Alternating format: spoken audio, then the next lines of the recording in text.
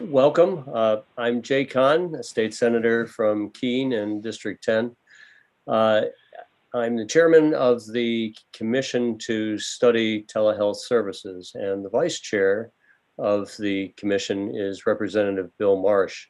I have coincidentally some health issues that we need to deal with in the family, so I am going to make sure that the continuity and flow of this meeting is turned over to our vice chair, and I will be joining as much of the meeting as I can, because I'm very interested in the presentations that we have from Mr. Chalma and Mary Laurie.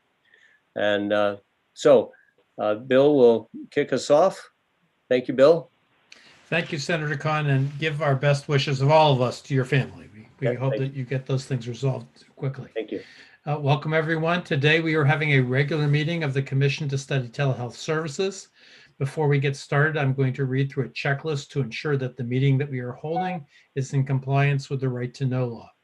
As Vice Chair of the Commission to Study Telehealth Services, I find that due to the state of emergency declared by the governor as a result of the COVID-19 pandemic, and in accordance with the Governor's Emergency Order number 12, pursuant to Executive Order 2024 and its extensions, this public body is authorized to meet electronically.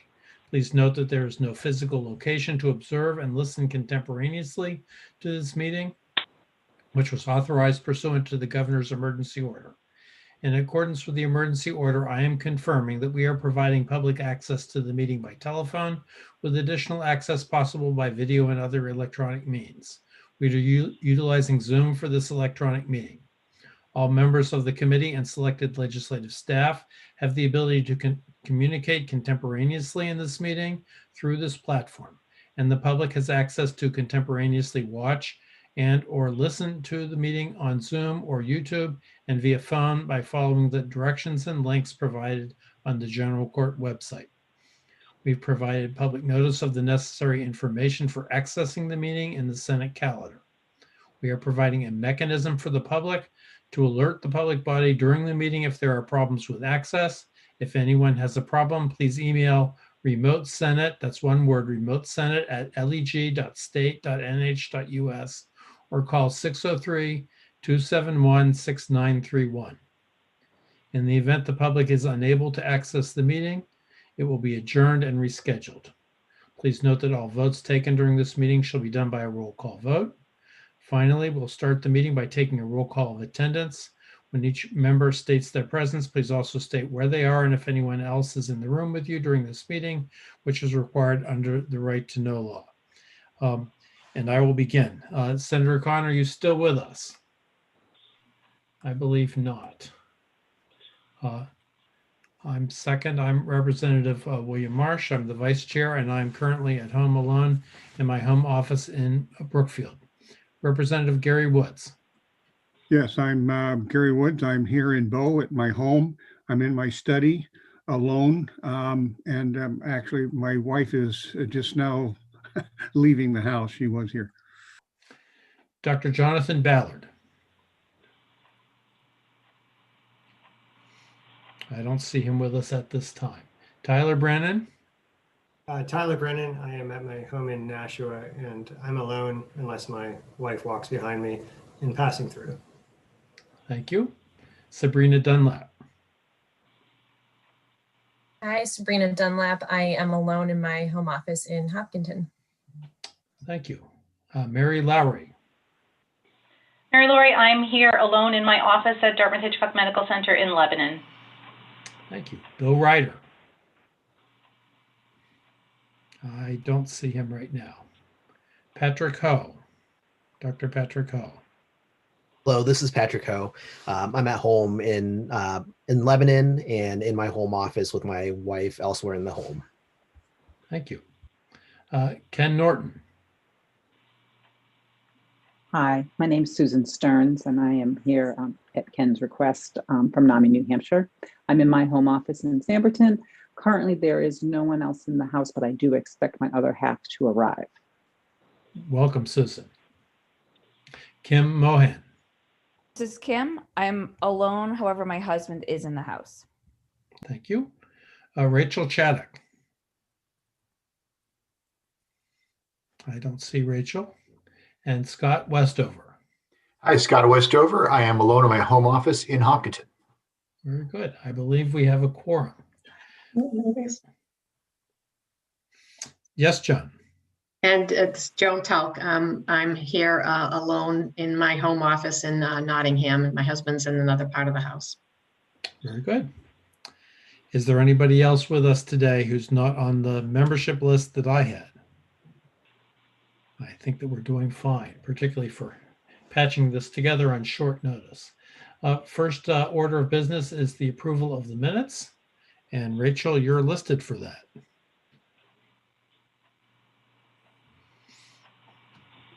Not seeing Rachel.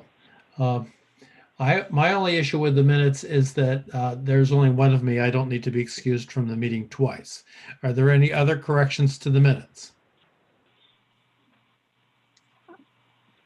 Susan, go right ahead. Yes, I wasn't in attendance, but I do know that I did notice when I read them that Bill Ryder's last name is misspelled. It's R-I-D-E-R, and it's spelled in the minutes with a Y. Okay. Very good. Any other corrections to the minutes? Representative Woods, would you like to move the minutes as corrected? I would move the minutes to be accepted as corrected. Thank you. Is there a second for that?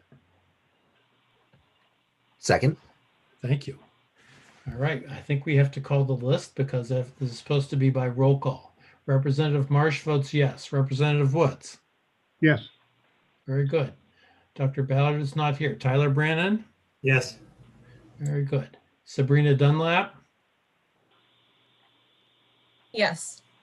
Very good. Mary Lowry? Yes. Very good. Bill Ryder? Bill Ryder, not here. Dr. Ho? Yes. Very good. Susan, I don't know if you went to vote for Ken Norton? I don't believe I can vote, and I was not in attendance. So. Okay, that sounds appropriate to me. Kim Mohan? Yes, I'm. Thank you. Rachel Chaddock? Not here. And Scott Westover? Yes. And Senator Khan? We're voting on the minutes. Yes, yes. Thank you very much. Would you like to take back the meeting until such a time as you have to leave? No, if you got. We should recognize Joan. We're doing fine. Joan, you had your I know hand you up. are. Yeah, I need to vote yes as well. Yes. Okay, because you're not on my list. I don't know why you're not on my list, but I just added you to the list. Okay, thank you. Like I said, we're making do on short notice Yes. as best we can here. All right, very good. The next order of business is Mary Lowry, who's going to give us a presentation.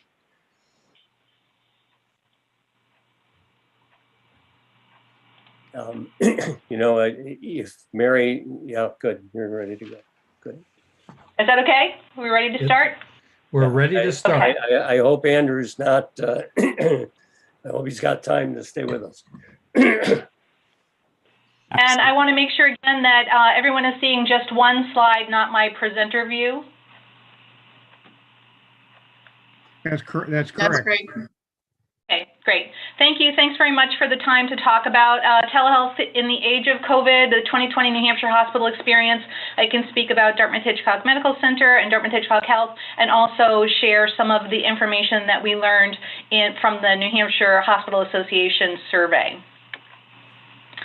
I'll start with a quick review of different telehealth modalities, and there's some variation in terminology, but generally speaking, these categories are pretty common across the realm of telehealth. So virtual visits are live, asynchronous, interactive encounters between a patient and a healthcare provider by video technology, but now also conducted by telephone. And these can happen in several ways. The one that is most commonly known and people are familiar with is a telemedicine appointment, and that's actually at the bottom of my list. This is the outpatient telemedicine appointment with the patient at home and the provider at a distance. But there are other telemedicine outpatient virtual visits that can be held in a telemedicine clinic, which is typically a scheduled appointment with a patient at another clinical location with a telepresenter if necessary and a remote provider at another clinical location. location. In our experience, the number of these types of visits has declined quite a bit since COVID waivers made the patient home an eligible location for telehealth reimbursement pretty much across the board. But they are still very useful and a great solution for patients who need some kind of physical exam or other facilitation of the visit that can be provided by a local facility's staff. And then finally, we include this virtual visits category, provider-to-provider consultations, typically an evaluation of an inpatient by a remote specialist provider, followed by a consultation to a bedside provider. We also have asynchronous, also known as store and forward, and this is the use of technology for sending provider information, patient information, like images, video, medical records, for later review at a different time, consultation by a provider. The most common example of this is teledermatology, but there has become some gray area of overlap between this asynchronous store and forward and a service known as eVisit, which is actually on my next slide. So EConsults are interprofessional or peer-to-peer consultations between providers. It can be electronic, it can be real-time, it can be store and forward or asynchronous, it can happen through video, it can happen by email, it can happen by telephone. And then eVisits are patient communication with the provider, typically through an online portal that is specifically secure. And patients may or may not upload or share information like images or records through that eVisit format. And then finally, we have these other modalities, and I won't spend a lot of time in this area because we in New Hampshire are not using these modalities very much just yet. But remote patient monitoring, or also known as remote physiologic monitoring, is a collection of health and medical data from a patient in one place to a provider or a healthcare provider team in another place. It can be used for post-acute patient care or outpatient monitoring of patients with chronic conditions. And then management and wearables are closely related. They're essentially other methods for remotely receiving or monitoring patient information. In all of these cases, remote patient monitoring, management, and wearables, sometimes there are Bluetooth-enabled devices involved that are automatically uploading data to a platform, and sometimes it may consist of a patient entering self-reported data into an app or a website. And this concept of wearables gets a lot of attention and a lot of excitement, but it really is still in very early stages and in pilot modes and not part of telemedicine health that's being delivered more broadly. So one of the things we learned from the survey of the New Hampshire hospitals through the New Hampshire Hospital Association is that 100% of the surveys, 100% of the hospitals are providing live virtual visits through audio-video technology. 40% are providing audio only, and slightly more than 20% are doing e-consults, and fewer than 20% are offering asynchronous services. And I'm very personally curious to learn more about that. We are not doing asynchronous services at Dartmouth-Hitchcock, but they were included. The expansion of telehealth coverage in New Hampshire happened in 2019 with S-Bill 258. So before COVID, with an effective date of January 1, 2020, both remote patient monitoring and asynchronous services became covered telehealth in New Hampshire. I know that for us, we have struggled to get some guidance on how do we build this, how do we code it, and that's one of the reasons why we at Dartmouth-Hitchcock have not pursued asynchronous telehealth. And I think the other thing that's probably true for a lot of people is, in the face of the emergency, the most important thing to happen was outpatient visits. Patients were not going to be allowed to be seen in person. That was the easiest to implement, but also the highest priority. The survey also asked where in the facility telehealth is happening. So the majority in New Hampshire hospitals is happening in the outpatient setting, but there's a significant amount also in the emergency department and inpatient rooms.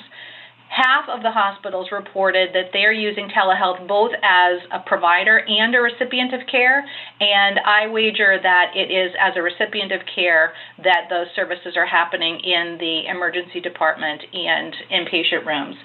I'll mention one thing now about the survey, which is the results of the survey have created opportunities for us to go back and do some additional surveying to get some more detail on some of these questions, so we're looking forward to that in the future. Mary? Mary, can we ask a Yes. question before you move on? Sure. Is not teleradiology considered asynchronous? I was fairly certain that you guys did teleradiology as a recipient of images, at least from our local hospital. We actually do teleradiology services, and technically, you're right. It is. It's an asynchronous service, but teleradiology has been around for so long, and it's a carve out. It's actually kind of not telehealth, not considered telehealth. It's not subject to the usual rules of telehealth.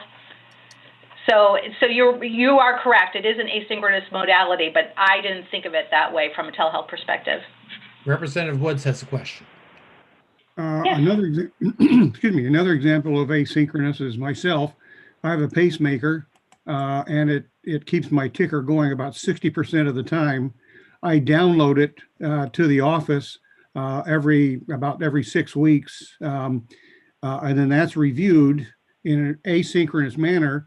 And if there's any difficulties or runs of questionable rhythmic problems, then I'm notified or whatever.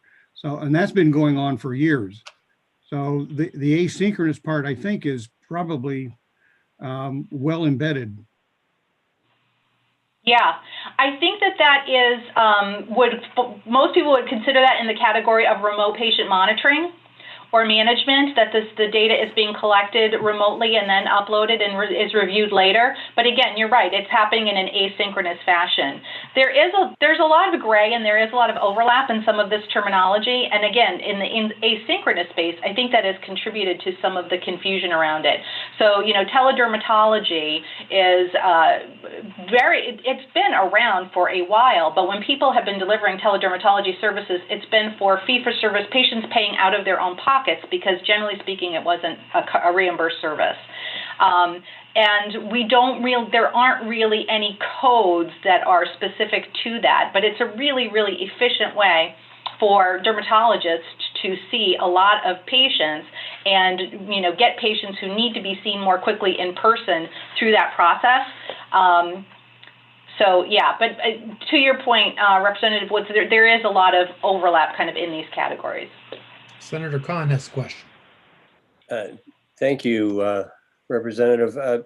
Mary, so two things I'd like to back up with. One, thank you for doing this presentation. And we'll get to the end, I'm sure, and then that's probably the most important place to say it, but I wanted to get that because you're kicking off what hopefully we'll hear from different sectors about what they're seeing as patient experience, provider experience, satisfaction, and barriers. So, I think we've got, some common themes, and what you're introducing is some common terminology for us. And I think that's valuable for some of this is in statute, e-video, e-voice, but others like asynchronous is not a term other than it actually is in statute, and it does relate to a permissibly reimbursable expense. I guess I was going in the same place and same direction that Representative Marsh was going, and that's to try to understand what is included in that category. Yeah. Would it be psych consults that are sent remotely for evaluation, or another kind of specialty review? Anyway, if you've got what you meant by it, I think, and there you go. There it is. Thank you. Thank you. So I'll talk a little bit about Dartmouth-Hitchcock Telehealth Services because that's the world that I've lived in for the last 5 years here at Dartmouth-Hitchcock. And virtual visits is, a huge part of the work that we do, but we do a number of outpatient virtual visits, but we also have a lot of 24/7 acute services that we are delivering by virtual visits that I want to talk about a little bit. Usually our conversations in this space are dominated by conversations about outpatient appointments, but telehealth brings care to patients in rural locations across New Hampshire in many, many ways, and these acute care services that we are delivering are being received by a lot of hospitals in New Hampshire. So I just wanted to spend a little bit of time talking about those. These are some photos from our TeleICU hub. So this is a hub at Dartmouth-Hitchcock from which we're providing telecritical care services for 60 adult critical care beds at Dartmouth-Hitchcock, as well as at several community hospitals in New Hampshire and Vermont. And so this is not a real patient. This is a model, and this is in an ICU bed here at Dartmouth-Hitchcock. And this ICU room is wired so that the monitor that is attached to this patient is sending physiological data to our TeleICU hub, where a software platform is analyzing that data constantly and doing some predictive analytic calculations so that our TeleICU team, a critical care physician and a critical care nurse, can be alerted well in advance of patient deterioration, and so there can be interventions initiated to keep patients from getting sicker. This is the hub. There's a little button on the wall in the patient room, so any care provider or family member or the patient's likely not to get out of bed can push that button and be instantly connected with our TeleICU hub by this monitor and camera that are up on the wall. We're not looking at patients when we don't need to, right? This is strictly when there's a two-way communication happening. Otherwise, the monitoring is all happening in these by the software. So this is a complementary service. This is really about our TeleICU team supporting the local bedside team. It does not replace any of the care that's happening locally at the bedside team. It's completely complementary. And the idea is that this service helps community hospitals keep patients who are sicker in their home community hospital. TeleEmergency, which we also call TeleED, is similar to TeleICU in that it's hardwired with a call button and two-way video, ceiling-mounted monitors and microphones so that the bedside team in the emergency department have their hands free at all time. So this is Dr. Rohde in our TeleEmergency hub, and this is an example of what the emergency room looks like. And here's our TeleEmergency room team up on the wall. This is another similar picture showing what that looks like. So this service is also staffed 24/7. It's another set of eyes is how we like to call it. And this team can provide advice and support for surges that happen. The hospitals aren't prepared to take care of a whole bunch of patients who come in at once, or unusual or especially difficult cases. So often smaller hospitals don't have a lot of experience with pediatric patients coming into their emergency department, and our team can help with that. The most frequent reason for consults to our TeleEmergency service are trauma and cardiac or respiratory issues. So sometimes these patients are pretty sick, and our TeleEmergency nurse will often do the documentation so that the nurse at the bedside is completely hands-on with patient care. And that's one of the big features of this service that the hospitals we're working with really, really appreciate. And our team can also help with transfer and transport of those patients when it's appropriate, when they're not able to stay local in their emergency department. Telepsychiatry and teleneurology are cart-based services, and these are also 24 services that we're delivering to hospitals in the region, mainly in the emergency department, but in some cases for inpatients as well. And in each case, the local team connects with the Dartmouth-Hitchcock specialist through live video connection on a telemedicine cart. So the local bedside team brings this telemedicine cart to the bedside, and you can see on the top of the cart there's a camera. And those cameras are operated remotely by the physician. So this teleneurologist can zoom in with this camera very close and be able to do a very close-up examination, evaluation of the patient in a bed at another hospital. One of the things that distinguishes our teleneurology service from other services, which are usually mostly telestroke services, is that ours is for all neurological emergencies. And we've actually found that, less than half of the patients who have a teleneurology consult end up with a stroke diagnosis, even though they may present to their local emergency department with stroke symptoms. So it's been really, really important for a neurologist to make those evaluations and assessments and make the recommendations to ensure the patients get that right care at the right time. And the most important thing is with our teleneurology service, patients are able to stay local. We have found that less than 10% of patients who've had a teleneurology consult through our team have to be transferred.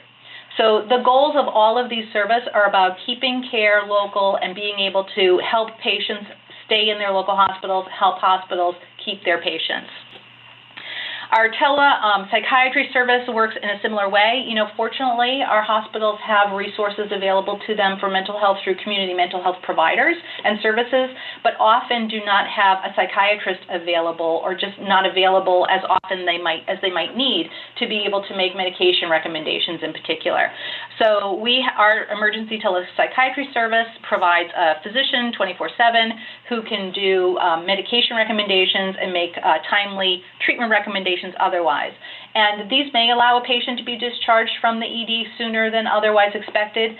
Even if that patient is not discharged and is waiting for a bed, then they are likely to be in better condition, better managed, which is great for the patient, of course, but it's also helpful for the ED staff, who increasingly are faced with the stresses of dealing with patients who have mental health emergencies. Mary? Tyler has a question. You mentioned that, if I understood you right, you mentioned that half the people who present in the ED with stroke symptoms are followed up and they don't actually have a stroke. I just wonder how that would compare to sort of follow-up in person. Have you done that kind of comparison before? So it's not really follow-up. It's through the evaluation that the neurologist makes a diagnosis. So the patient arrives in the ED and they're dizzy, and the local ED staff may, based on talking to the patients, may collect some information and say, we don't know, that we think this patient might be having a stroke because of prior conditions or whatever it is. And then the neurologist connects and evaluates that patient, and the diagnosis will be something else, not stroke. Right. No, I guess maybe the question. So instead of doing it through telemedicine, or instead of doing it virtually, if they actually saw somebody in person, are the outcomes any different? I guess is my question. Yeah, I think it would be hard to compare, because when a patient just walks into our ED, they get seen by a neurologist, right? So there isn't someone else who's saying, here's the reason why we want you to see the patient. Okay. Right. So I think they don't. Does that make sense? You might be able to compare that using community hospital data. What percentage of people that get referred for a question of stroke actually turned out to have that as their final diagnosis? And I bet that would be in the insurance claims database, Tyler. You could look into that. Yeah, no, that's true. If you could identify sort of presenting symptoms accurately when they come through the ED. I mean, otherwise you probably have kind of a certain bias of people who end up in the ED at Dartmouth-Hitchcock. But no, anyway, thanks. Yeah, I appreciate the question, and I'll do some follow-up with you afterwards, Tyler, to understand it better, because our team is always looking for questions to research. So maybe we can think about that. Yeah, no, definitely. Thank you. Thanks. Telepharmacy is not a patient-facing service, or there's no patient contact with this service. This is inpatient medication reconciliation, and we do this 24/7 for a number of hospitals across the region. And this is a service that it's much more cost-effective for a community or small hospital to use, rather than hiring staff to be in-house overnight when there's inadequate volume of work to be done to justify that cost.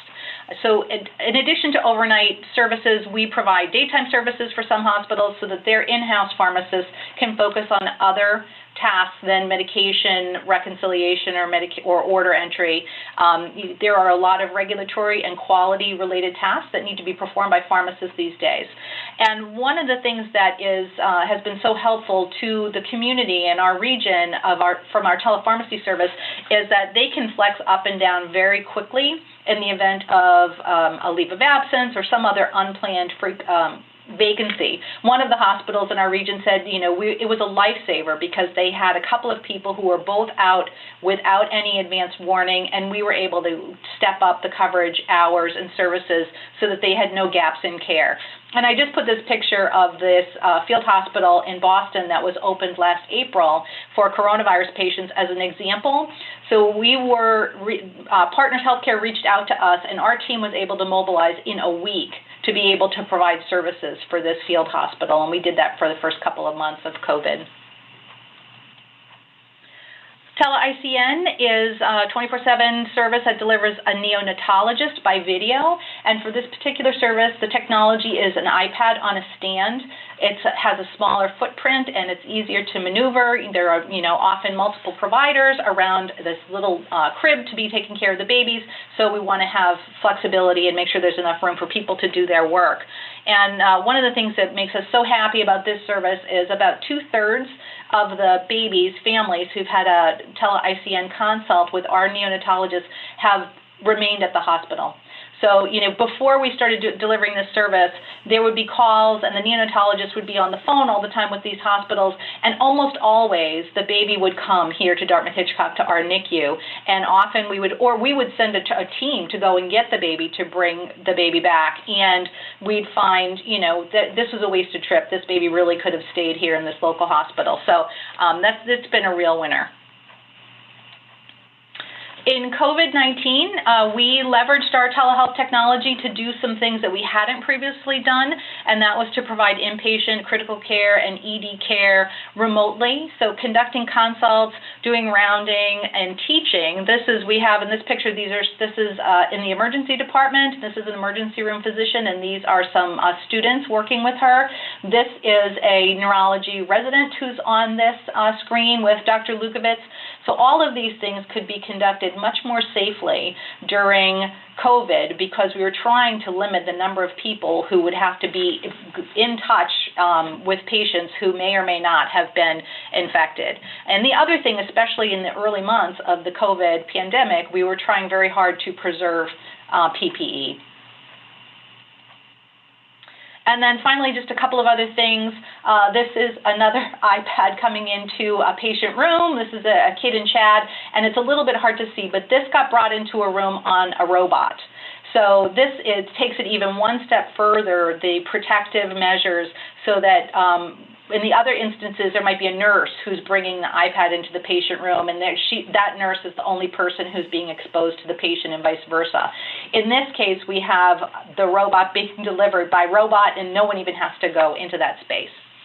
And then finally, we have a program, visiting is very restricted for patients who are in the hospital. We are still having limited visiting opportunities to make sure that we're keeping all of our patients and staff as safe as we can. So we have a program that gets helpers together with iPads and inpatients so that they can connect with their family members over video. This little boy played with that robot for a while. He thought it was pretty cool. And then, of course, there are outpatient virtual visits. So that's a big piece that we talk about, and there are a whole bunch of different ways that those can be delivered, including by telephone, as we now have been doing for many months. So from our survey of the New Hampshire hospitals, we identified some barriers to adoption of telemedicine before COVID. And 65% of the New Hampshire hospitals were using telehealth in their facilities or system before March 2020, but they were using it relatively little. And of the 30% of the hospitals who were not using telehealth before March 2020, they cited these barriers. The providers weren't interested. These are in order of the percent of responses. So the providers weren't interested. They weren't really sure why there wasn't adoption. Patients weren't interested. There were broadband limitations. And then, of course, the big limitation that we know about we didn't ask that. This was a given that reimbursement was a barrier to adoption pre-COVID. So looking at the impact of COVID-19 on telehealth in New Hampshire, 100% of the hospitals began or increased their use of telehealth. And 45% of the hospitals increased from none or some use of telehealth to significant use. So we can see it was from 0 to 20 times a week we use telehealth to more than 60 times a week. And when we asked about the impact of the governor's emergency order and then passage of HB 1623 that increased that telehealth access, we found that the reasons for that increase were, number one, necessity due to the pandemic. We had to do it. We couldn't see patients in person. Reimbursement parity was another big driver of that telehealth increase. The flexibility of the modalities, being able to deliver services also by telephone, made a difference. And then comfort level of the provider. And, you know, we here in our department have talked about this for a long time, that if we could get someone to agree to try doing some telehealth, then he or she would kind of be sold on it. 90% of the time, that person would like it and want to do more of it. So the hurdle was really getting someone to try it for the first time. And then there were some other unspecified reasons why the access increased. This is specific for Dartmouth-Hitchcock, so there's a lot of information on this. We have two axes because the scale of the volume of our visits is different depending on what it is. So this axis is looking at these columns of data, and this axis is looking at our telepharmacy billable lines and our appointments, telemedicine appointments. So this green line is the one that was the service that we had that was most impacted by COVID-19. And we here have been providing telemedicine appointments since 2013. And we have a pretty robust telemedicine service, but it was spread across 30 different services, and it was one or two providers here and there in each one of those services. And apologies if I'm putting this on top of the slide. It was a small group of patients. So before March 18th, which is when we expanded broadly with our outpatient telemedicine, our average telemedicine appointments per day was 10. So that was after 4 years of doing these services, 5 years of doing these services. And then we launched March 18th across our system, and we had a high point of 2,600 appointments on a day in the middle of April, which was really at the height. Since then, the volume of those telemedicine appointments has fallen off as we have brought patients back in for in-person appointments. And a couple things I just want to point out, because this does just look like increase. Our fiscal year is July through June. So this fiscal 20, this number here is only 3 months worth of 3.5 months of increased telehealth with COVID. And then when we get over here to this point, it's 12 months. So I just don't want that growth to be kind of misleading in thinking that that's what it means for sustained volumes over time. So this is a slide that shows kind of the leveling out of our volume over the summer months. And so we started bringing patients back in for in-person visits kind of in the middle of May, and we can see that the telemedicine appointments slowed down and they really did level out. We're seeing an uptick now in these winter months, which we are really attributing to the COVID resurgence, which, thank goodness for us and where we live is not too terrible, but also winter makes it a little more difficult for people to travel. One other thing I just wanted to mention about this, I'm going to go back to this other slide, and our numbers here, is that when we're counting these numbers, we're counting a small number of appointments that aren't billable. So this is really all of our telehealth.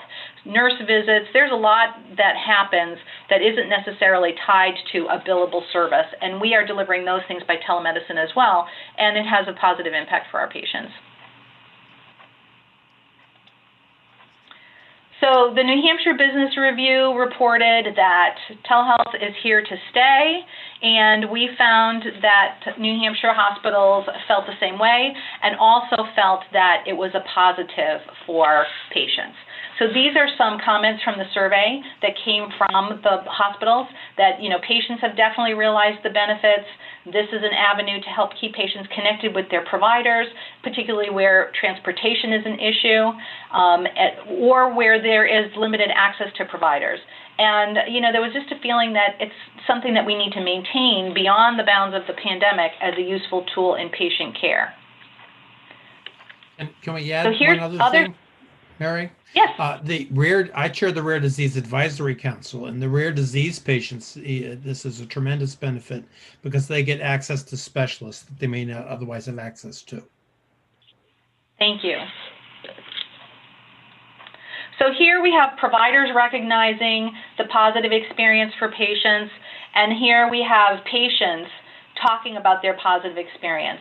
So we learned from the survey that 70% of hospitals in New Hampshire are surveying patients about their satisfaction with telemedicine services.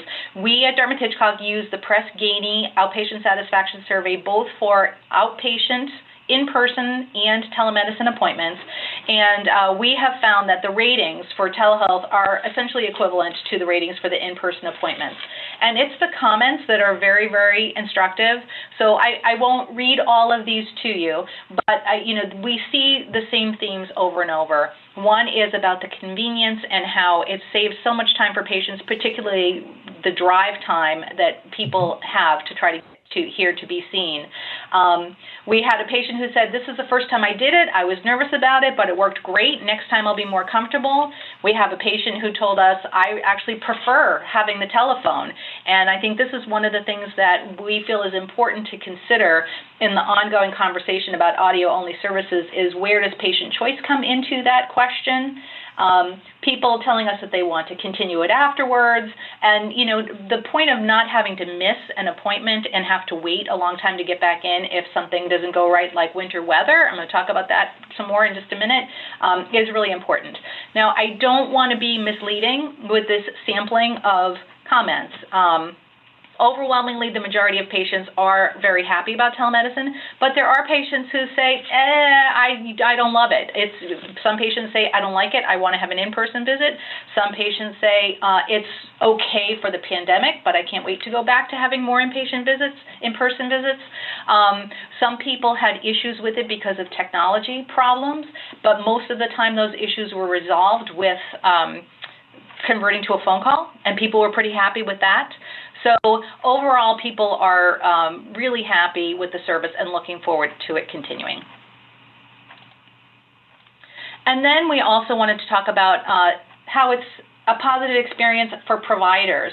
So these comments, again, came from the New Hampshire Hospital Association survey, and there was just a recognition that this has created some flexibility for clinicians, and some were skeptical at the beginning but saw benefits for themselves, but also for patients. And I think we're seeing that some providers have been converted, especially by seeing the impact for their patients, the impact of the convenience. And this was one of the comments quoted, that it allows patients to access care in an easier fashion that fits into their lives.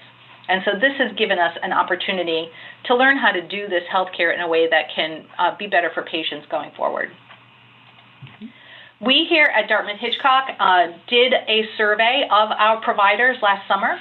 And we got a lot of great information. It was kind of equally distributed in terms of responses from people who are more procedural and those who we would consider kind of less procedural. So it was a good mix. And the majority of Dartmouth-Hitchcock providers thought that at least 20 to 50% of their outpatient visits could be adequately delivered by video. And more than 20% of people felt that more than half could be delivered by video. Then we asked them, if you think about the video percentages in the previous question, how many of those could be delivered just as effectively by phone? And so, the majority thought that half of their video visits could also be delivered very effectively by phone. So just generally speaking, more than 80% of our providers felt like the care that they gave to their patients through outpatient video visits was satisfactory. They were pleased with it. So access to care is another big factor related to telemedicine, and we are still studying and collecting data about this here at Dartmouth-Hitchcock. There is a lot of report varying across specialties and providers about a reduction in patient no-shows for their telemedicine appointments, but I thought it might be nice to share this information since here we are in the dead of winter, and we've had we've had what I consider 3 snow events so far this year, and I just didn't have the data for the most recent one that happened just this past week. But thinking about this, when we looked at the average telehealth volumes per day in December and then compared them with our snow day on December 17th, and then the same thing, our average telehealth appointments in January, and compared that with our snow day on February 2nd, we saved quite a number of appointments. So these are patients who didn't have to call us and cancel their appointment and reschedule it and delay their care for some other time. And who knows, maybe there would have been another snow day and they would have been delayed again.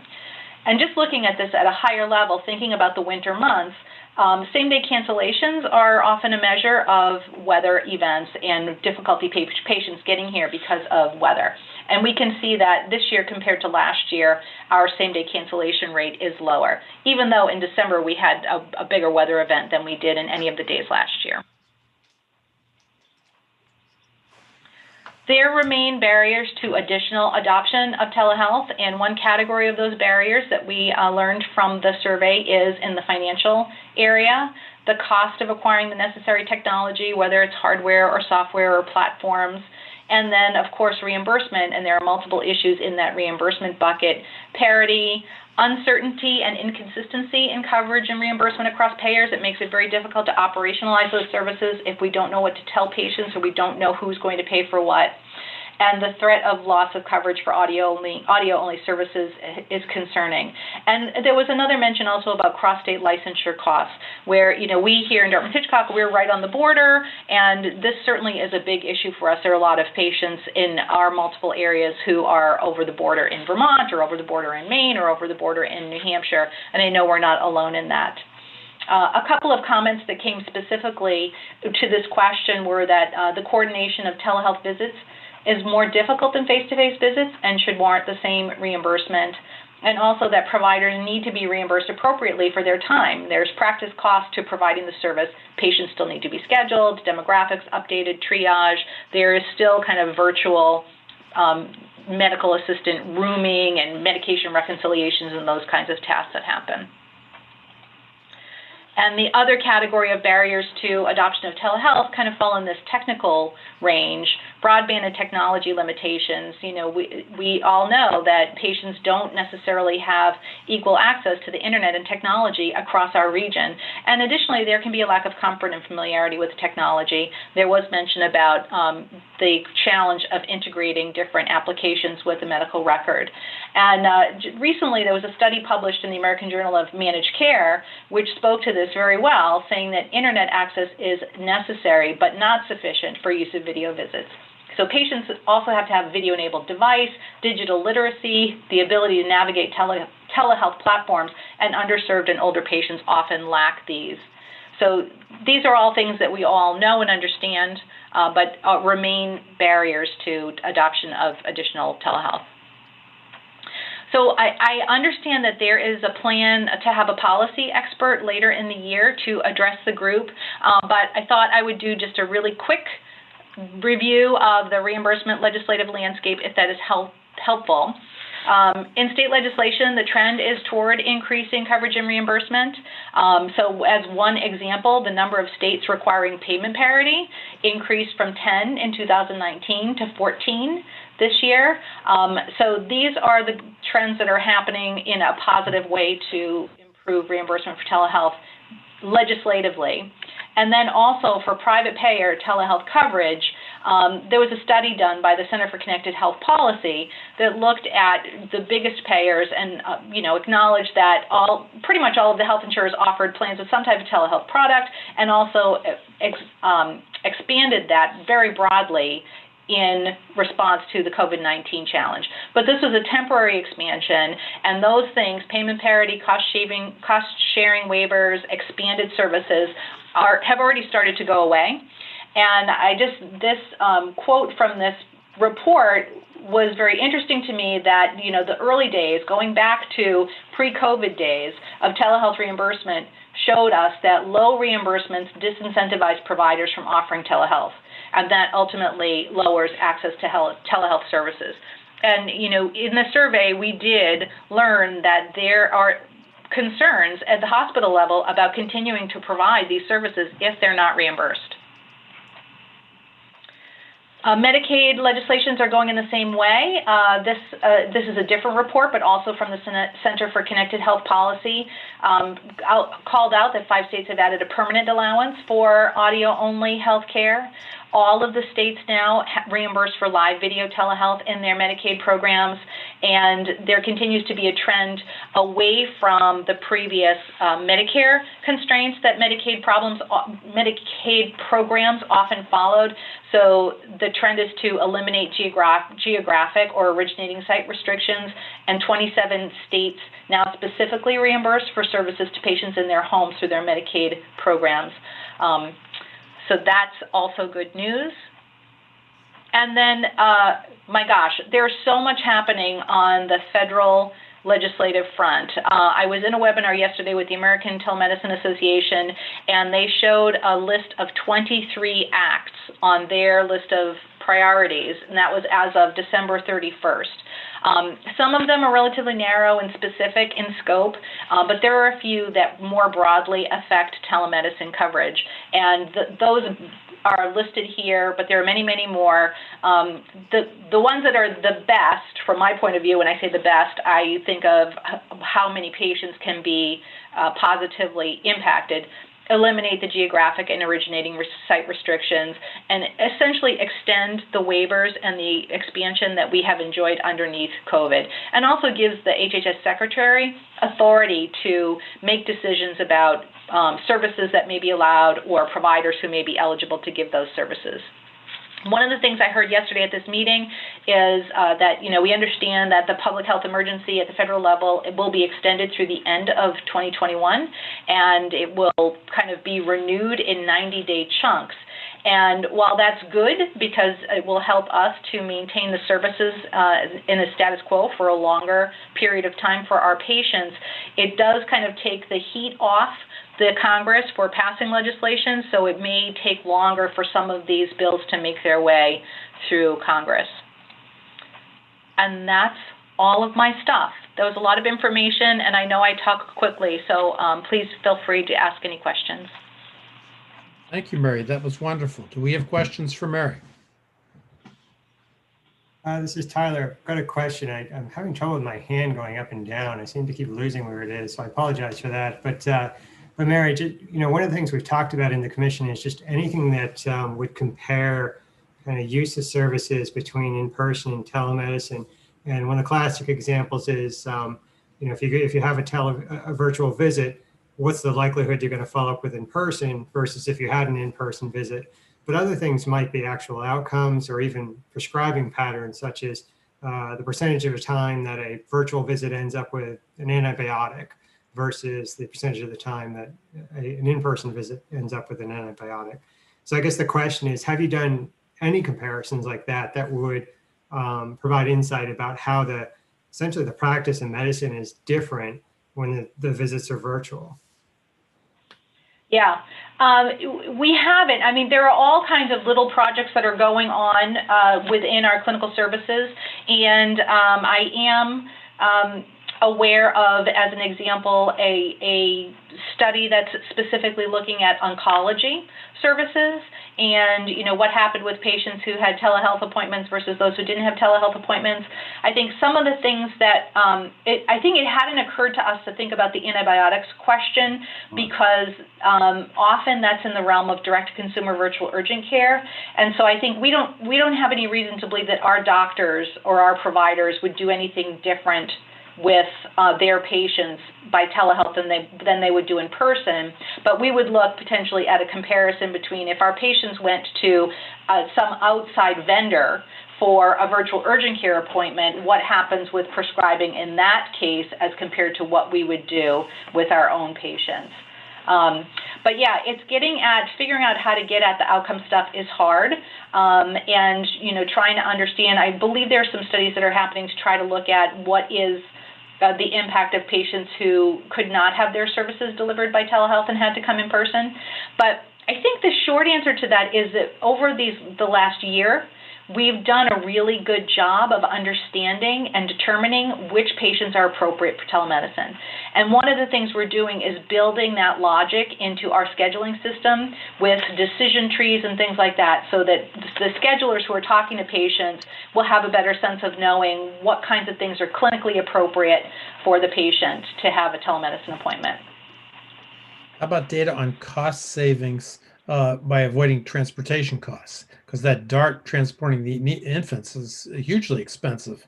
And just the number of those visits you've eliminated with the expansion of telemedicine has got to be saving the overall healthcare system dollars. I know you're right. We have not done that work here in our department yet. Representative Woods. Well, just more in that flavor is if you have telemedicine, I'm not going to miss as much work time. The employer then doesn't realize a deficiency in his workforce. That's a benefit for him, and what I call global dollars really expands. Follow up, if I could. Yes, you may.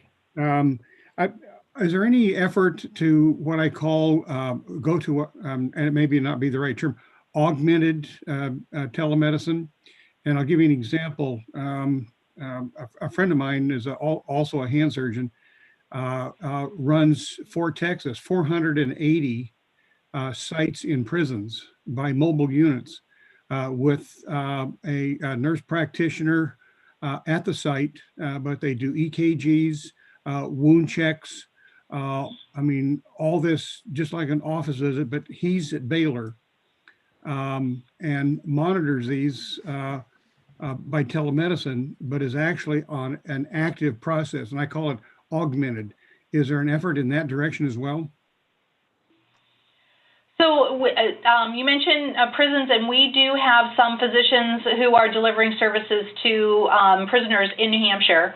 And it's, as you said, they're in collaboration with an associate provider who's on site with the person. I think it's mostly happening in orthopedics.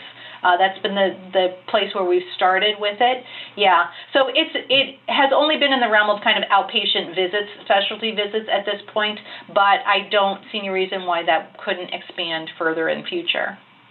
Would be a real big help for, say, the elderly with wound care at home to have a visiting nurse with a good video doing wound checks.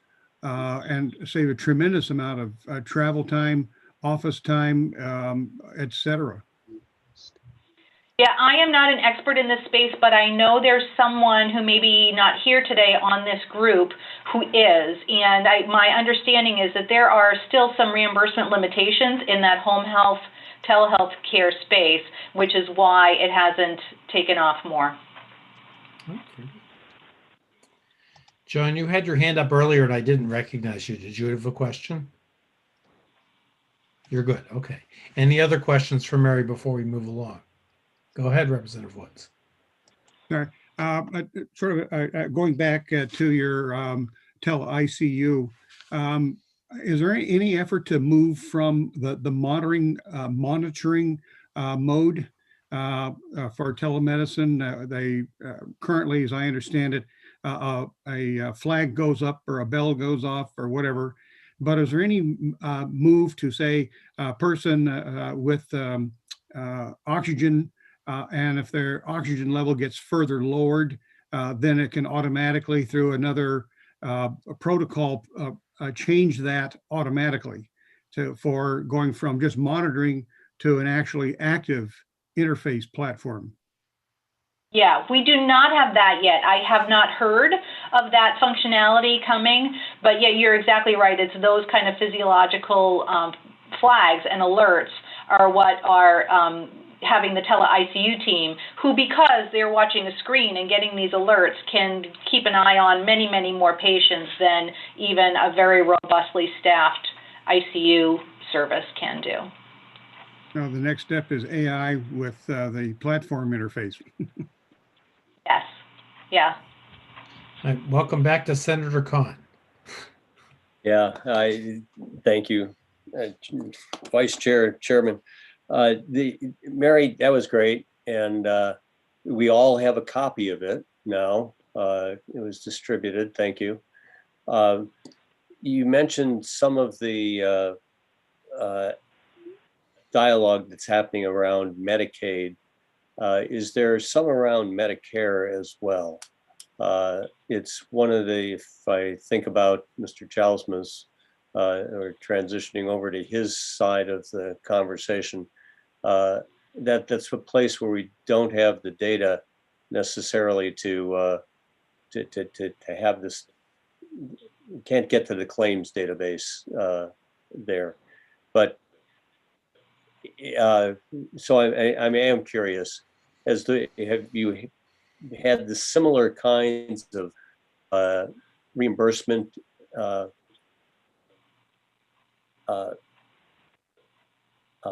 consistency with Medicaid, with Medicare that you have had with the Medicaid clients?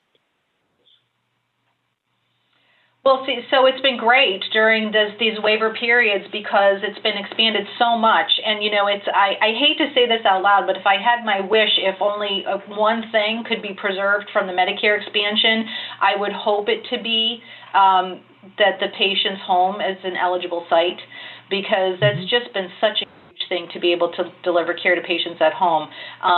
But there are a lot of other pieces and parts of it that are so important.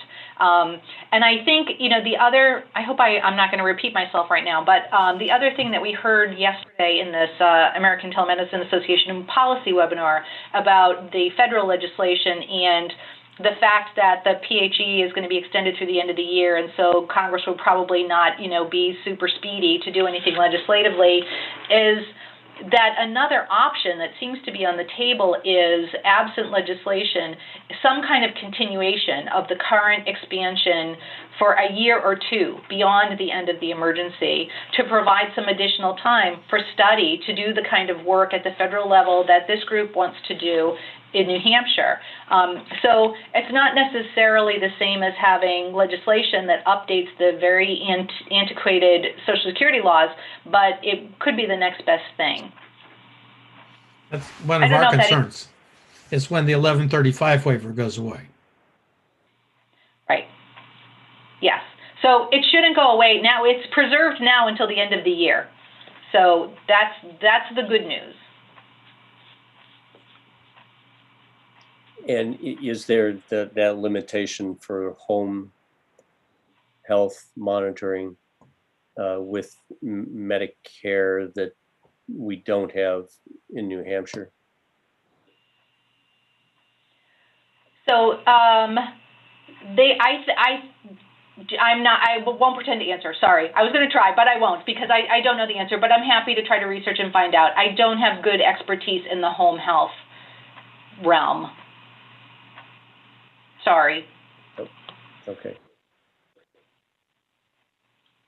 Senator, do you want me to continue to move things along, or do you want to take over? No, I think, well, I'll just introduce Andrew Thank you. If there are no further questions for Mary.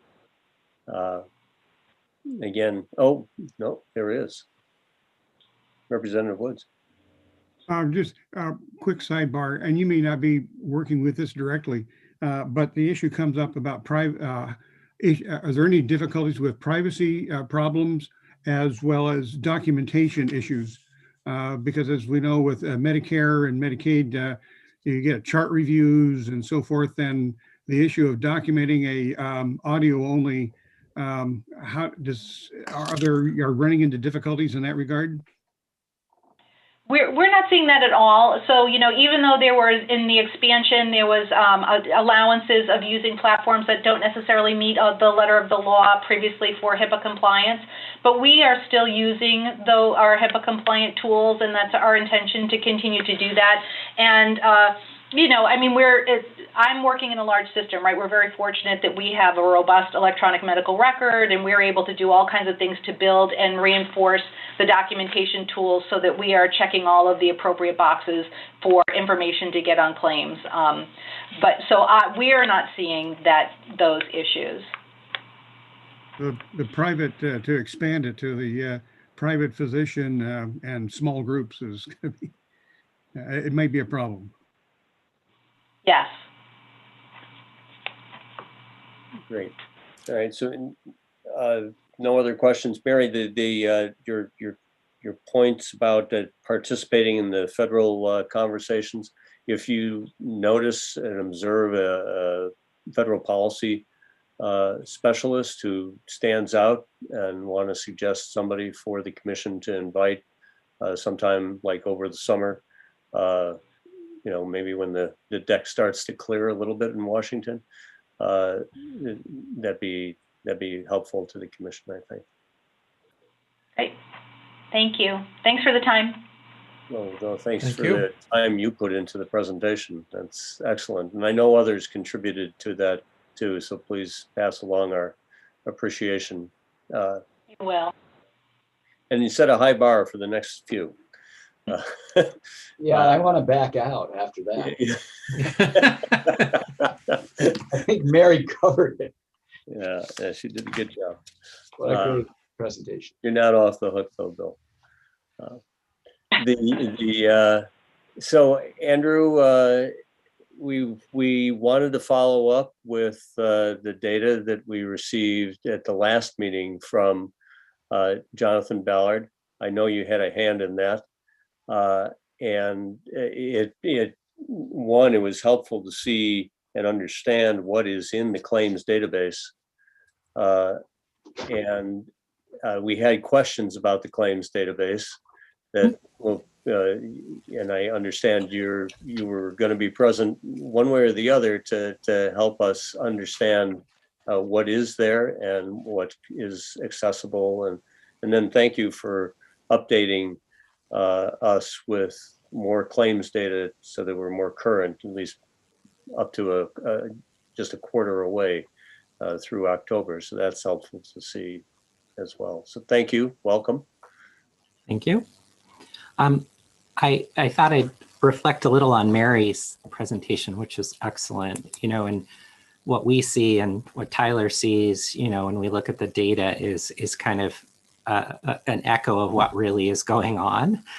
You know, what actually gets on bills, what is documented, because an inpatient bill, it's meaningless to payment whether something was done by telehealth or not. You know, in the end, it's some negotiated rate or a DRG payment that, you know, it's just part of the soup of an inpatient stay, how things happen. And a lot of, obviously, ICU stays end up as inpatient and so forth. So, you know, in terms of billing data, you know, it's almost entirely in outpatient claims. You know, 99% of what you can detect through billing data is an outpatient service.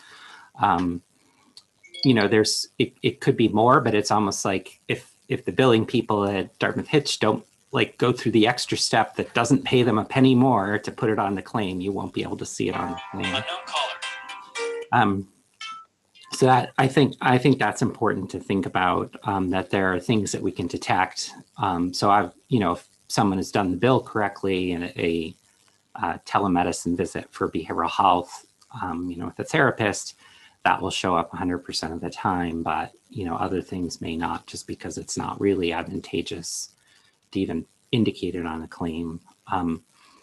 The other thing I wanted to just mention briefly about Medicare. So we do have Medicare Part C data, but that's sort of limited in New Hampshire.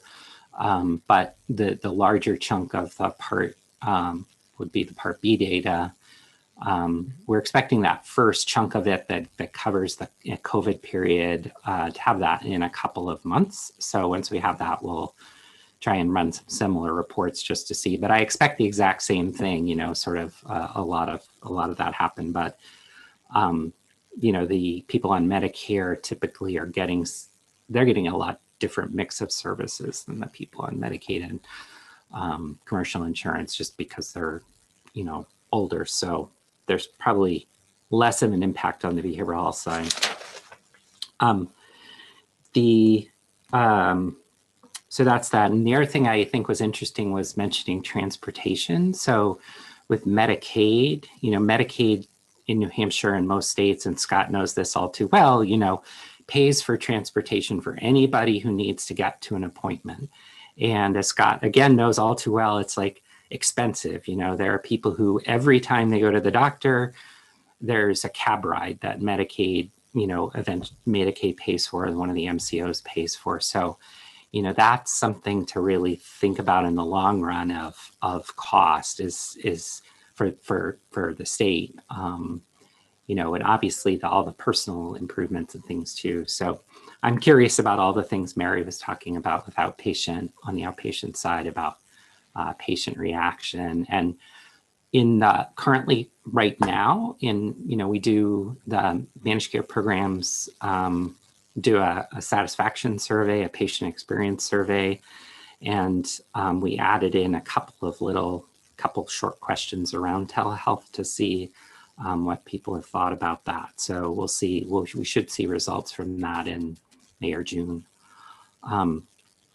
So I did bring new data, and if I can share my screen, and what Jessica sent out in the packet. Jonathan relayed that you're interested in seeing things more from a kind of rate perspective, just to see what overall things looked like in the more detailed data you saw. And so there's three pages of stuff here. And the first is a per member per month payments.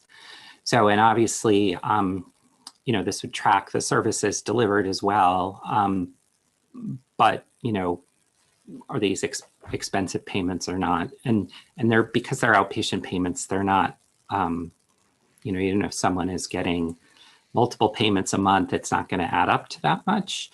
But I think the amazing thing and the interesting thing about this is how much more telehealth is happening in Medicaid, and per member and per cost. And, you know, so this is the adjusted sort of normalized view of that. So at the peak in April, Medicaid, across all the folks with full Medicaid coverage, $53 per member per month was we could find and attached to a telehealth service, as compared to $17 in commercial. Now there's a lot driving this. So like, you know, the types of people in the populations obviously are different. It used to be that Medicaid was much younger population, but that's not so much the case anymore because of Medicaid expansion, but it is still tends to be younger. The big differentiator is, which you could probably, if people were to guess, they'd say, I guess it's behavioral health. And it really is, you know, the Medicaid, the most recent month that we have full data for is something like close to 80% was behavioral health. And the commercial, it's less, it's more like 2/3 behavioral health. But the underlying population, there's a quite a bit more higher percentage of people in Medicaid with behavioral health conditions, both, you know, obviously seriously mentally ill, but also substance use disorder. Far more, much higher percent of Medicaid is being treated for those conditions. So that explains a lot. So if behavioral health kind of went all in with telemedicine, is stuck with that in some cases, especially the community mental health centers, you know, that's why Medicaid has much higher per member payments for telehealth. So the next one in the packet was a percent of total payments. And again, the curves look the same, which is kind of what, you know, is good. It's a consistent story. And, you know, the fact that Medicaid in April, 15% of the base of payments was telehealth is pretty amazing. Now it's important to remember, and there should be a big note at the bottom that said this excludes pharmacy, because pharmacy isn't, you know, it's just not really, we have mail order pharmacy obviously, but it excludes pharmacy, it excludes nursing homes, it excludes inpatient. So it's really the base of things that maybe, you know, in some way or another, maybe could be telehealth. You know, it's a broad kind of approach to excluding a bunch of things from the percentage. And we could do this to look at more detail. We could look specifically at behavioral health. We could look specifically at kind of evaluation management, kind of medical office visits. So we could do more of this pretty easily to get a feel for where is it sticking. And that's one thing that I think is important is, you know, we had the peak because of COVID, as Mary talked about. You know, there was a huge rush and amazing job done by everyone to continue services. And, you know, we're now seeing it tailing off. So the question is, where does it tail off to? And, you know, where does it plateau? Does it keep going down just slower and slower and slower? What kind of shape will that have? And so obviously the telehealth being delivered now is quite a bit less, but in different, perhaps quite different character, different kind, you know, what are those services that stick as having a significant telehealth component? So for instance, I wouldn't expect quite as many evaluation visits at a doctor at primary care to see, you know, oh, I've been having, you know, stomach aches all the time or whatever. That's probably going to be a lot lower percent telehealth now than behavioral health would be. The last page is just the numbers behind it, if you're curious and looking at it in a little more detail. So that's the new information. I'm, you know, happy to have any questions about that, or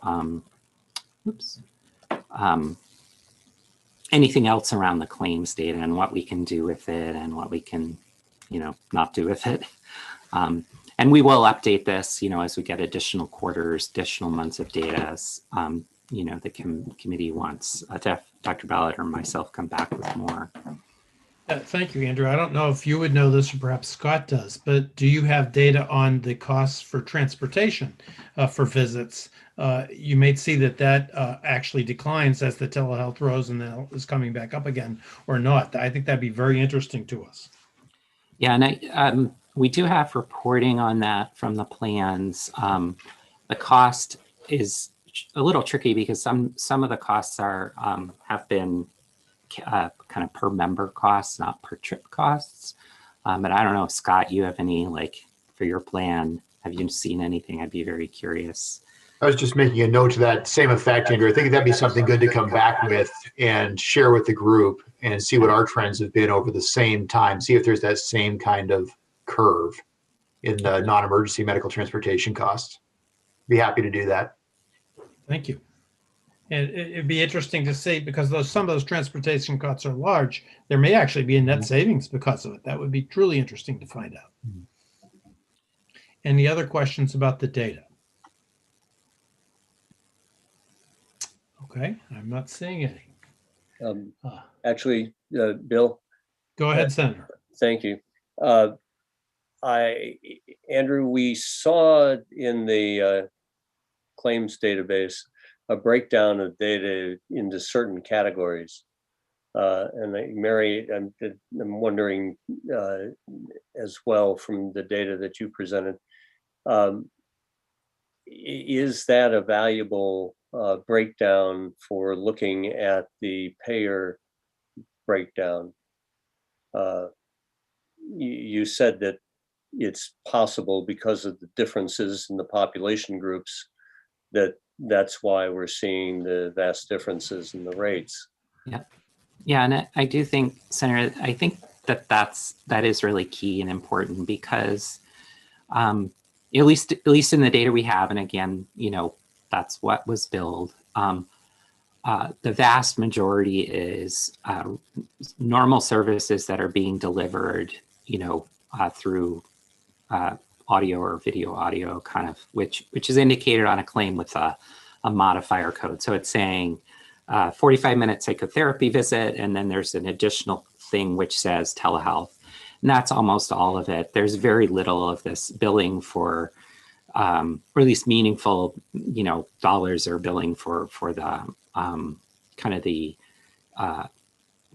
entirely telehealth kinds of things, the asynchronous thing, or the, you know, the chat, I forget what the last one is. But the ones that are not just like traditional services, that are just sort of the pure telehealth ones, telemedicine ones. So it's, I think it would be really interesting, and it'd be interesting to look, because, you know, because we have all the data, you know, cover all the providers in the state, you know, to look and see, you know, how is telehealth for, pick a service, say behavioral health or just mental health or just therapy, and see how that has, how has that looked across the state by the providers, we have data where we've looked for the community mental health centers, and some of the community mental health centers stuck with it and have still to this day more than half of their services through remotely, and others have kind of gone back and have shading more and more to the face-to-face.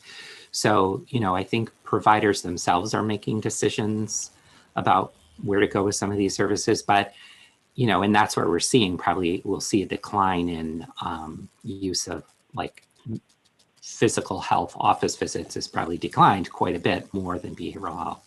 So I think it's probably good to we're getting to the point now where we're at that more of a maybe a more stable period where the data can start telling us, well, how is telehealth being delivered in New Hampshire in what was traditionally outpatient or office setting. The peak of COVID really doesn't tell us anything because everyone wanted to keep patients out of the office. So that's sort of like interesting. It's a kind of interesting thing to study for sure and look at. But what has it been like in the fall where we had far more cases of COVID, but we've learned to providers have adapted to it, and so I think like looking at the data that's emerging and looking in geographically by provider, by types of provider might be really good to just sort of understand, well, where is New Hampshire at with telehealth? I think that would be valuable. And I think we'd want to think of it in terms of the types of people as well. Is telehealth being delivered differently for a younger population versus an older population? That kind of thing would be interesting. I think about, I just like the anecdotes I hear about from everybody, about my daughter who gets therapy, she's loved it and she's still doing telehealth and she probably wants to forever to do it that way. But other people would be different. So I think there's like another layer down in the data that would be worth going into for sure. Thanks. So we, as a commission, we want to make sure that we and the legislature are informed, evidence-based. So the level of granularity that we get down to, we could be awash in data, I'm sure, and so we'll need to settle on some level. And I think you're catching exactly the kind of breakdowns that could be valuable for policy purposes. And on the schedule that we've shared as a draft, I think we were intending to invite you and Jonathan back on a quarterly basis. So maybe an April meeting, catch us up to January, and maybe if there are these breakdowns that are possible with different payers and different clients, I think you're catching exactly the kind of breakdown that'd be valuable. I also think there's a question about codes that has existed since the legislation was talked about, and are there policy suggestions for coding that the consistency of that, whether that's advisory to the Department of Insurance or it's to healthcare providers, insurers. In any case, I think just or the federal government. But where do we see the benefit of some additional coding clarity?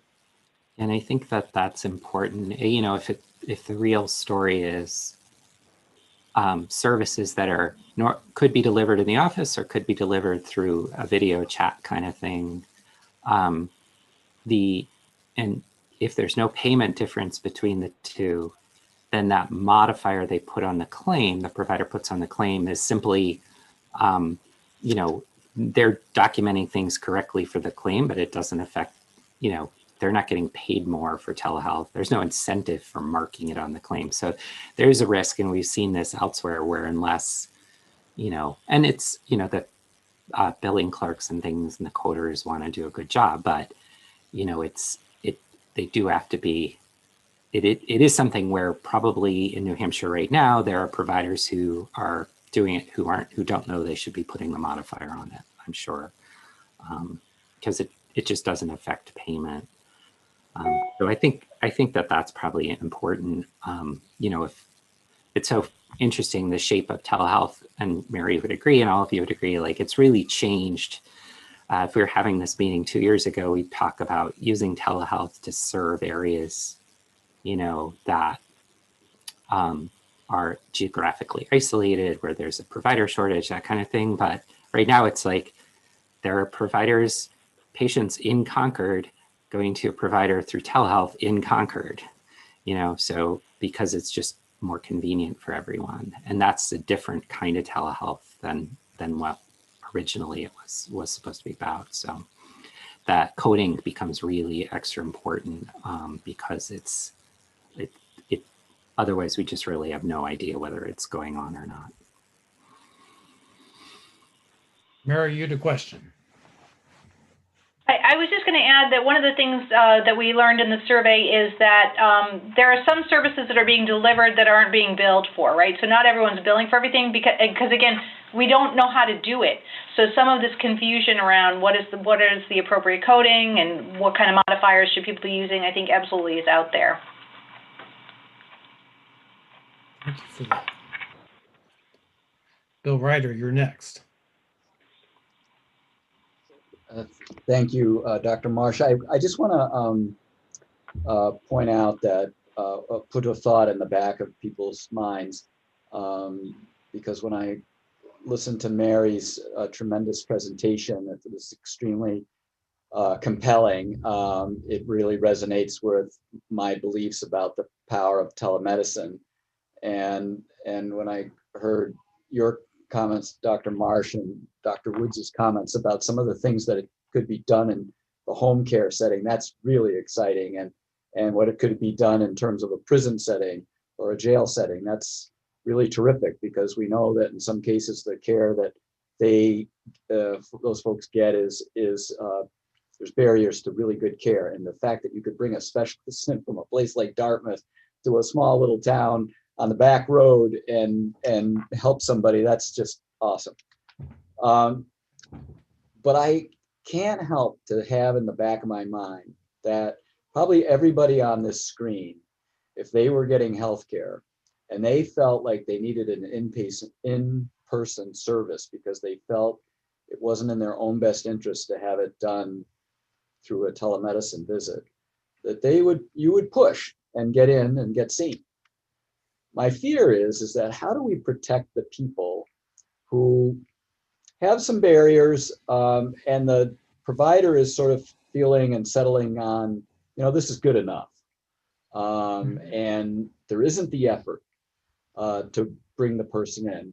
And particularly, you know, it's true on mental health side to physically be with somebody, but I would think it's even more true on the physical healthcare side, when touching and palpitating and listening and observing closely is so incredibly important. Physicians and nurses in a physician's office who simply watch the gait of the person as they move from the waiting room to the examining room, and certainly watch the patient as they move from the table off the table. These things give little telltale signs that I think are incredibly important. That's not to diminish anything about the exciting thing about telemedicine. It's just is that I don't know how, even on a policy level, we could figure this out, but it's just in the back of my mind, and I'm sharing it, that I just hope that we can figure out a standard of care for it that doesn't make people who aren't assertive enough result in them getting an inappropriate use of telemedicine. Sorry for the Oh, thank you for that. I mean, this has been my concern from back when we were drafting 1623 and how it changed. Because through my career, we were always told that you be very careful about diagnosing things. We said over the telephone, but the word is remotely now, because you're lacking some of the data you're used to having and you can make mistakes. So I personally am interested to see if we have quality of care issues that come out, and that may take time to see if that happens.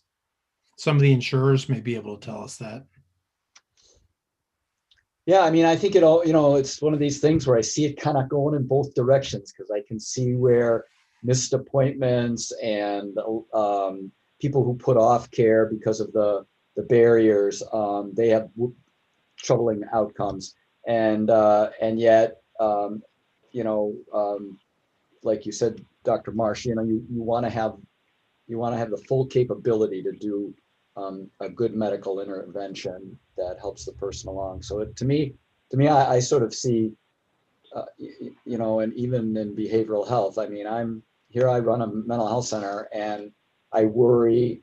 I'm glad we've been able to keep all of our patients connected, and we've surveyed, and we hear good things about it all, but I do worry about the person who we haven't visited in their home and seen all of their home, or who we haven't actually, you know, seen face to face. I'm just old school enough to think that way. So anyways, this is an exciting thing that we're talking about. And I think when I think about what Mary said in terms of the expanding the capacity of the healthcare system because appointments don't get lost on snow days and things like that, that's terrific, considering the incredible shortage of healthcare workers. So it's really, there's so many different angles. I'll yield to Mary. I didn't mean to put my hand up, but sorry. But I will say, just from the perspective of working with providers every day on this, I think people are very concerned about these kinds of things and so thoughtful about it. And there's a lot of variability across our organization in terms of uptake of telehealth. And there are some services where a lot of the patients are having telemedicine appointments, and there are some that are less. And it's a very broad range. It just so happens in our medical specialties, it seems that there is a higher percentage of patients who are having telemedicine visits. And the surgical specialties, not so much. And we're still learning about what are the reasons for those variations across our different services. And I think it's a combination of things. Sometimes it's the clinical indications, sometimes it's patient preference, sometimes it's provider preference. Sometimes it's the things that are outside of our control, like broadband and technology things. So when we have looked at some stuff and seen, as an example, if we look at graph the success of a video appointment versus a telephone appointment, you know, it didn't work, so we had to convert to telephone, or it just didn't work at all, and graph that against patient age. It's, you know, so the percent of telehealth appointments for patients as they get older is smaller than for younger patients for a whole bunch of reasons, including patient preference, and also the success rate with the video goes down for patients who are older. But it's not just that one thing that is contributing to that stuff. So I think, I don't know if it's because I'm just working with people every day that I can see how much the providers are thinking about making sure they're comfortable with the care they're delivering and the way they're delivering it. And I don't think, certainly here, there's no intention at all that we are replacing in-person care with telemedicine. It is one care option that we feel like it's important for patients to be able to have that choice, but so long as it's clinically appropriate. Well said. Joan, you're next. I would agree with some of what Mary just said. I think that there is concern of what is appropriate for a virtual or telehealth visit versus an in-person visit. And I think the clinicians, just like those that are represented on here, are taking that into consideration. So, at the FQHCs, they're developing those, the decision support. Is this what kind of visit? Not is a telehealth visit more appropriate? It's like, what kind of visit is most appropriate for the situation as well as the patient? So it's, multifactorial in the decision, so there are certain things that, yes, you have to lay your hands on the patient to do that. You know, so but then there are others that are not. And again, you know, I can't impress on you the importance of like just getting a visit to, you know, especially to, you know, we see the most vulnerable people in New Hampshire, and those people, if there wasn't a telehealth visit, they wouldn't get a visit at all, most likely.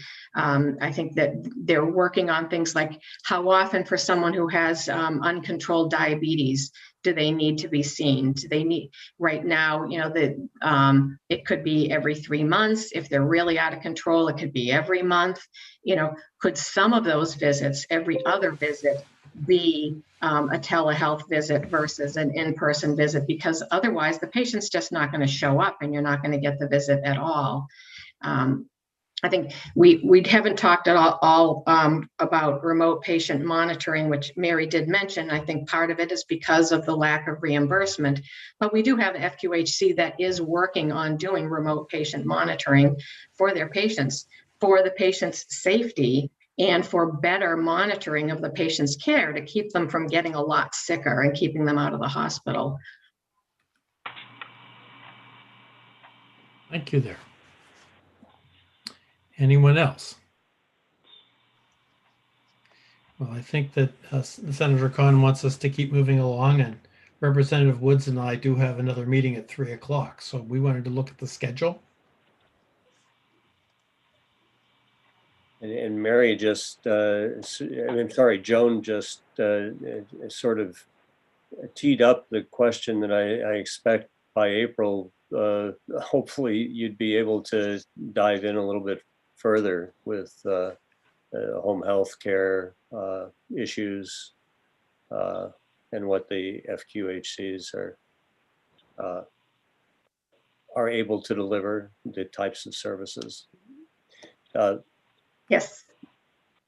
We have sent out a survey very similar to the one that the hospitals sent out. We just modified it slightly where it made sense because it is all outpatient care in the case of the FQHCs. But so we expect to have some good data for the April meeting.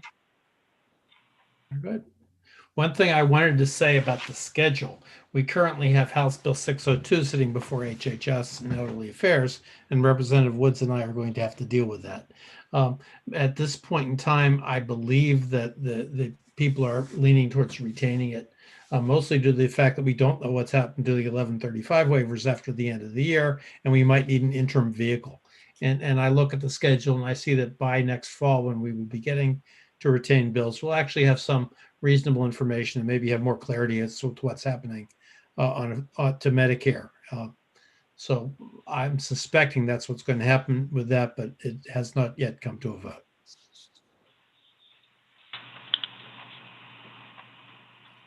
Thanks, Bill. It is curious. There is some legislation, and I think mostly in the House, and I was interested in hearing from you and Representative Woods. I think in the testimony on 602, it was helpful for the House committee that you both serve on to know about and be reminded about the Telehealth Services Commission, what our mission is, and that hopefully we can be patient to allow for the evidence to come to the committee to be useful and informative to the representatives in the future. And one suggestion was to make that bill into a study committee, and I said that, well, that's really kind of unnecessary because we exist. So I'm trying to get it maneuvered to be given to the two of us as a retained bill to work on. And then if we need an interim vehicle, we have something we can use. And if we don't, we can say we don't need one and deal with it in the fall. Representative Woods. Yes, I would just add that I'm trying to engender the perspective that this is the arc of the change and development of medical care. And if you take a very, very, very broad look where medicine is. My great-great-grandfather was a self-taught horseback doctor in the plains of Texas. Mhm. Then we got hospitals where people could go. Then we got internists and surgeons. Then we got all kinds of funky surgeons, including guys like me, the hand surgeons. And I jokingly say, I just do the left hand, all this specialization. And now internists don't even go to the hospital. We have hospitalists. And we have all these transitions that are occurring. And what we're going through in this committee, to me, represents growing pains. We're trying to assimilate what technology has allowed us the privilege of being advancing for our patients. But there's glitches along the way. But and I call it growing pains because they're good. Because if you don't have any pains, you're not growing. And indeed, this is what we're doing. There you go. So, all these factors, and I'll end my philosophical musings by saying I would like to have someplace along the way where we can have a dedicated time to sort of each of us reflect on where we see some of the factors that have come to the fore, so we have just an open discussion. These what we've had today has been an example of the fine things that we're able to be exposed to, which is fantastic. But I think for me, I'd like to have a little bit of time where we can just sort of, sort of like an exec session, I guess, for lack of a better, but to discuss it. Thank you. Senator, you're not looking for a vote on this calendar, are you? Not so much the vote, but first off, I think Representative Woods just made a good point, and I think in the next meeting that would be a useful portion of the meeting to devote to open discussion and ask everybody to think about what they'd want to bring to that. I know we had talked early on about Bill and working with some of your colleagues, Bill, and your network to give us some insight. And I think your observations today have been useful as they were in our other meetings, but maybe scratch the surface deeper for us to understand the mental health practices and how they're employing telehealth. I think it is foundational to our future work to do that.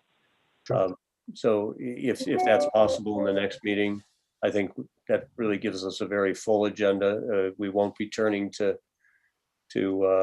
HHS for a data update at that point. That we turn to HHS in April for a data update. And Joan, if that's on your radar for April, then Representative Marsh, I think we have enough of a schedule fleshed out that notice of future meetings would make sense. Very good. You had an agenda item framework for future presentations. I'm not sure I understand what you meant by that. Yeah, I think Mary helped us with that today. It's that we, with some consistency, identify what the barriers are, what the patient and practitioner observations are, the satisfaction and changes in utilization. That if it seemed like from our last conversation, and certainly we can tee this up again in March, but what are the categories that we want to begin to flesh out as we're going through different presentations and perspectives? And it seemed like there were those four parts that maybe we could continue to evolve. again, I think it's what are the barriers, or are there, that we still need to address. The how is this being embraced by both patient and practitioner? So satisfaction and recommendation, and then how utilization is being altered. Do we need to pick the time of the next meeting, or is it already decided that it's the third Friday in March, which I'm totally good with? I would love to know that that was the case. I think both your chamber and mine are recognizing that Fridays may need to be used in March to just catch up and get our work done. So I think it's certain that it will be a Friday, and I can't really, we can't schedule it yet. Okay, I'll leave that up to you. If folks can hold on to both the 19th and the 26th, I think that would be helpful. I tend to think that the 26th is going to be more likely, but I'll just have to notice you as soon as we get past this break week in the legislature. Very good. Well, with that, I think we've completed the senator's agenda. Do we have anything else that needs to come before us today? I appreciate it, everyone. And Gary, you and I have 10 minutes to pull ourselves together for our next meeting. Let us all raise I'll make the motion to adjourn. Somebody raise your hand if you're in favor. All right. Thank you, everybody. Thank you all. Thank you, Mary and Andrew, for the presentation. Break week if that applies to you, but stay healthy and keep well. Best of luck to your family, Jay. Thank you very much, Bill. Yep, I'm going to end it now. Take care.